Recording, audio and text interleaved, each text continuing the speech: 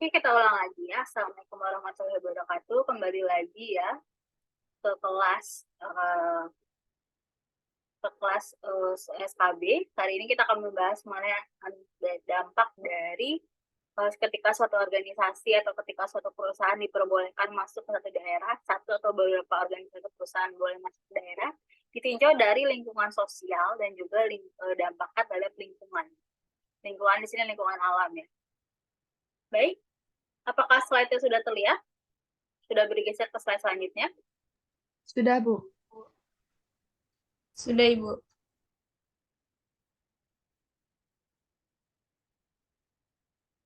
Oke, kalau sudah kayak kita lihat di sini dampak positifnya ketika mengulang kembali dari minggu lalu, dampak positifnya ketika suatu organisasi masuk ke satu organisasi atau beberapa organisasi masuk ke suatu daerah untuk membantu mengelola sumber daya alam yang ada untuk memproduksi barang dan jasa. Pertama ya tentu saja lapangan kerja meningkat ya, karena mereka membuka lapangan kerja yang baru bagi masyarakat sekitar. Ketika banyak masyarakat, bagi rakyat dari masyarakat ya, jumlah orang di masyarakat direkrut untuk bekerja, otomatis akan ada peningkatan pendapatan masyarakat.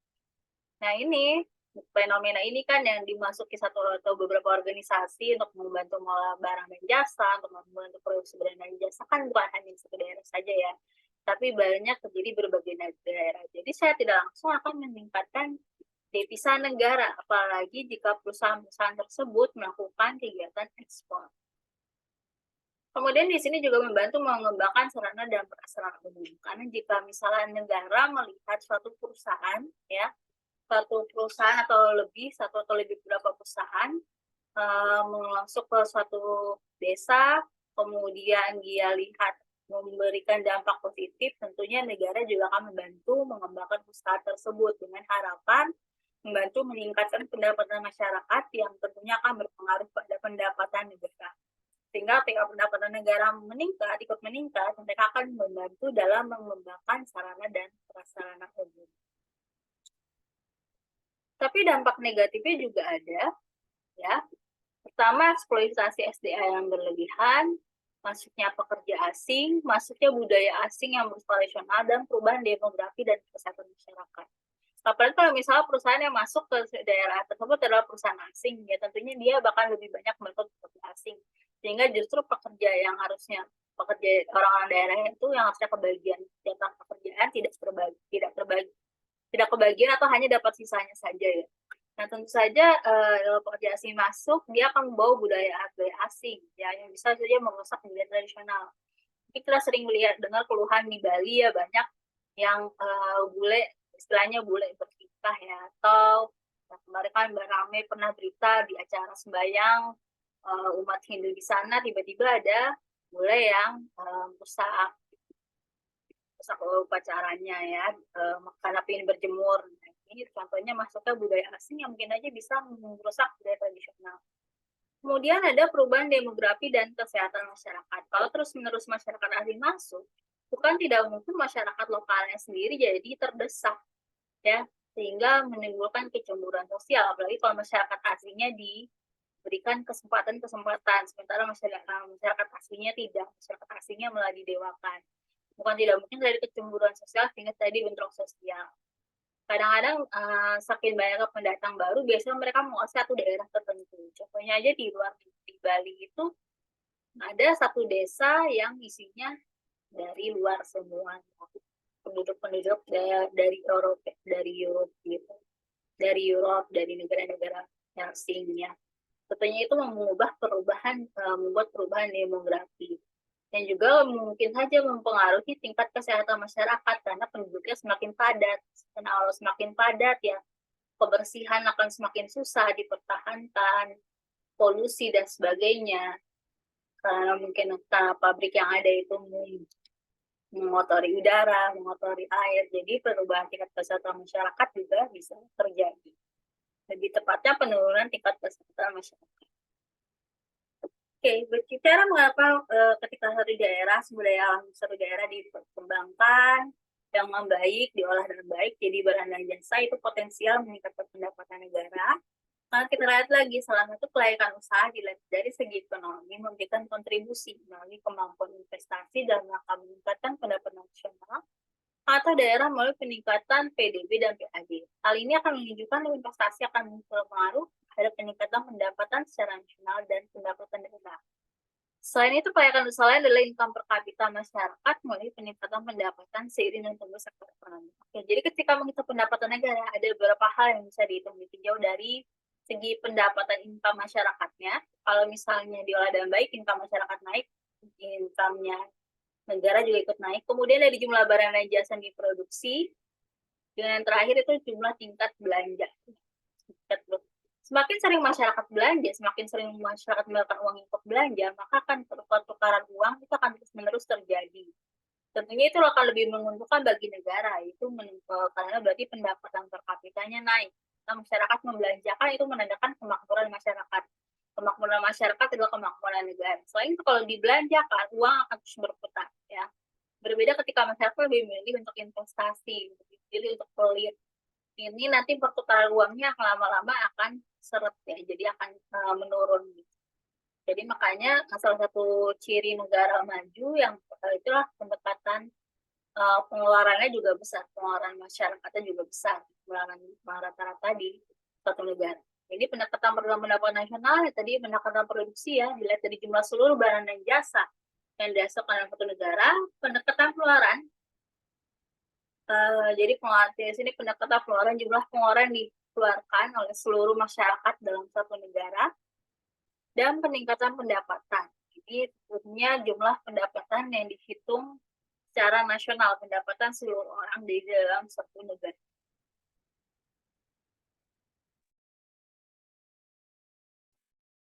Kemudian di sini kita menghitung PDB.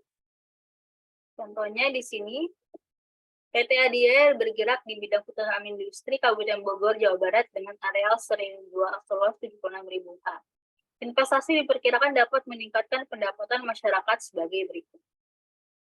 Jadi di sini sebelum pembangunan, total pendapatan nasional yang daerah Bogor ini menyumbang kepada masyarakat pada pendapatan nasional cuma sekitar 4.437 juta. Tapi ketika si PT Adidaya masuk, kemudian dia mengelola hutan tanaman industrinya, terjadi peningkatan pendapatan masyarakat karena banyak yang direkrut sebagai tenaga kerja, masyarakat yang direkrut sebagai tenaga kerja income-nya naik, kemudian mereka membelanjakan, dan kemudian tanaman industrinya ada juga yang diekspor. Terjadilah ya peningkatan penyumbangan ya. Jadi tadinya Bogor cuma menyumbang sekitar 4.437.000, tapi ketika PD Adidaya naik dan mengelola sumber daya alam dengan baik, terjadilah kenaikan penyumbangan ya dari terhadap pendapatan negara. Bogor bisa menyumbang sebesar 61 miliar. Itu contohnya ya, kalau misalnya perusahaan bisa mengelola dengan baik sumber daya alam yang ada di Bogor. Oke, ini neraca pendapatan nasional. Nah, di sini juga contoh lain, contoh lainnya neraca pendapatan nasional. Tabel di atas menggambarkan 10 petani. Jadi semakin banyak petani maka akan semakin meningkat pendapatan nasional. Jadi kalau misalnya itu daerah, entah itu petani atau produksi barang dan jasa, kalau banyak yang bekerja, banyak yang menghasilkan, kemudian mereka membelanjakan income-nya dengan baik, maka pendapatan nasional negara akan semakin meningkat. Baik, kalau kita lihat dari lingkungan sosialnya, sekarang kita lihat dari lingkungan AMDAL. Definisi AMDAL itu apa sih? Ada yang tahu apa itu AMDAL?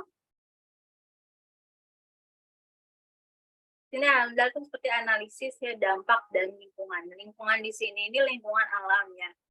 Jadi kita mau melihat dari teknik AMDAL ini ada satu teknik untuk menganalisis apakah usaha yang dijalankan akan mencemarkan lingkungan atau tidak. Dan kalau iya, maka akan diberikan jalan alternatif. Ini berdasarkan PP Peraturan Presiden Nomor 27 Tahun 99 Pasal 1. Mengenai pencemaran lingkungan, namanya perusahaan, pasti kan ada limbah perusahaan ya. Jangankan perusahaan ya, rumah tangga aja, rumah tangga biasa itu ada limbah rumah tangga. Ketika satu keluarga mencuci piring, kemudian airnya masuk, lubang pengeluaran, itu kan jadi limbah. Nah, kalau perusahaan yang skalanya lebih besar, tentunya pasti akan ada memproduksi limbah lebih banyak. Jadi kemungkinan perusahaan tidak mencemarkan lingkungan sama sekali itu nihil. Tapi itu bisa diminimalisir ya, sehingga pencemarannya bisa dikendalikan dan bisa kalau sampai tidak merusak lingkungan secara total. Nah, ini analisis aspek andal. Kenapa perlu analisa aspek andal? Ya, jadi untuk mengetahui dampak yang ditimbulkan jika suatu investasi jadi dilakukan, baik dampak positif maupun negatifnya. Kemudian kita melihat dampak yang timbul ada yang langsung mempengaruhi pada kegiatan usaha yang dilakukan sekarang atau baru kelihatan di akan masa mendatang. Kemudian analisa andal juga studi dilakukan untuk mengetahui dampak akan timbul dan dicari jalan keluar untuk mengatasi. Ini kenapa perlu dianalisis? Jadi ketika satu perusahaan atau beberapa perusahaan masuk ke suatu daerah, melakukan investasi, mengolah produk barang bahan baku, bahan sumber daya mentah jadi barang dan jasa, mau kita melihat ya, melakukan aspek andal, kita lihat dengan adanya mereka itu dampaknya positif atau negatif. Kemudian kalau ada dampak negatif atau dampak positifnya, kita lihat apakah akan langsung dirasakan sekarang atau baru akan kelihatan di masa mendatang. Kemudian kalau ada dampak negatif, akan dicari jalan keluar bagaimana cara mengatasinya ya. Baik, ini kegunaan andal bagi pemerintah, jadi untuk mengambil keputusan tentang kelayakan lingkungan. Jadi ketika suatu perusahaan ketika negara mengizinkan perusahaan, ketika pemerintah mengizinkan suatu perusahaan swasta beroperasi di satu daerah memanfaatkan sumber daya alam yang ada, ini dengan analisis AMDAL mereka bisa jadi acuan apakah mereka bisa memberi izin atau tidak, apakah layak diberi izin atau tidak. Nah, jadi sebagai alat pengambil keputusan tentang kelayakan lingkungan dari satu rencana usaha dan kegiatan, kemudian merupakan bahan masukan dalam perencanaan pembangunan wilayah dan mencegah potensi sumber daya alam di sekitar lokasi proyek tidak rusak dan menjaga kelestarian lingkungan hidup ya. Jadi di sini sebagai masukan dan analisis AMDAL, kalau misalnya ada perusahaan yang mau masuk, kita dengan analisis AMDAL, pemerintah bisa mengkaji apakah layak diberikan izin atau tidak. Kemudian analisis AMDAL, kalau misalnya pemerintah mau terjun langsung mengembangkan wilayah, itu bagaimana, hal-hal apa saja yang harus dilakukan sehingga hal-hal kerusakan lingkungan itu bisa diminimalisir. Selainnya juga terakhir mencegah potensi sumber daya alam di sekitar lokasi jadi rusak total. Jangan sampai sumber daya alam yang dimiliki daerah itu dimanfaatkan habis-habisan sehingga tidak tersisa lagi bagi masa depan bagi penduduk di masa depannya. Jadi harus tetap menjaga kelestarian lingkungan. Nah, kemudian kegunaan AMDAL sendiri bagi masyarakat dapat mengetahui rencana pembangunan daerahnya. Jadi kalau misalnya AMDAL, kalau misalnya dibuka secara terang-terangan, masyarakat juga dapat tahu nih rencana pembangunan ke depannya bagaimana, sehingga mereka bisa lebih mempersiapkan diri untuk ikut berpartisipasi. Kemudian mengetahui perubahan lingkungan yang terjadi, manfaat serta kerugian dan kegiatan, dan mengetahui hak dan kewajiban di dalam hubungannya dengan usaha dan kegiatan dalam menjaga mengolah kualitas lingkungan tersebut. Oke. Kemudian kegunaan AMDAL bagi pemrakarsa. Ya, ini bagi perusahaan yang mau masuk ke dalam suatu daerah yang melalui sumber daya alam. Jadi untuk mengetahui masalah-masalah yang akan dihadapi pada masa yang akan datang sebagai bahan analisis untuk pengelolaan dan sasaran proyek. Jadi mereka bisa tahu kalau mau proyek itu harus seperti apa sehingga tidak berujung ke lingkungan, dan sebagai pedoman pelaksanaan pengolahan dan pemanfaatan lingkungan hidup. Jadi saya meminimalisir mungkin ketika terjadi kerusakan, ketika misalnya berbangsa dengan pengolahan tadi contoh PT Reksa mengolah sawit, mungkin bisa dilakukan dengan analisis AMDAL, bersiap-siap misalnya ada yang dibakar sawitnya ketika panen sawit, ketika ada yang dibakar, area yang dibakar untuk tanaman sawit untuk membuka lahan tanaman sawit itu bisa diganti nanti dengan melakukan reboisasi lagi. Karena setahu saya memang kalau untuk membuka lahan sawit itu ada yang hutan yang dibakar ya.